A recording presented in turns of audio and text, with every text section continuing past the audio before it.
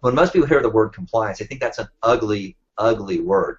It's really not. Compliance is all about helping the distributors stay in business, helping the company stay in business, and helping each individual stay in business. And my paradigm for compliance is, a lot of attorneys have this note. Most attorneys are great at saying no, and it's kind of like trying to play football or soccer, this little 10 by 10 foot square. You really can't do that. The reality is we have this huge piece of real estate, roughly 100 feet wide, 300 feet long, and my approach to compliance, and I know your philosophy as well, Keith, is let's teach people how to take advantage of every available square inch of space. Let's throw some bombs. Let's run a bunch of different plays. But let's also understand there are very, very clearly defined boundaries, and we can't operate outside of those boundaries ever, okay? But let's learn how to take advantage of all the real estate, all the space that we have to build this business.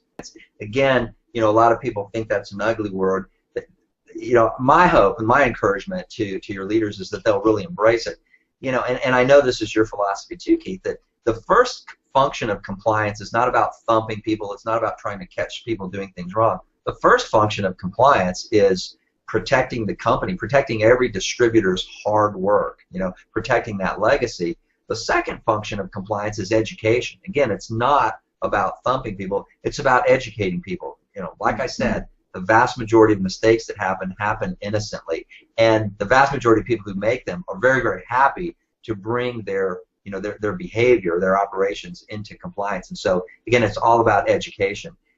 Only when the company has really no other choice. I mean, there are some bad actors out there. The good news is they're really quite rare.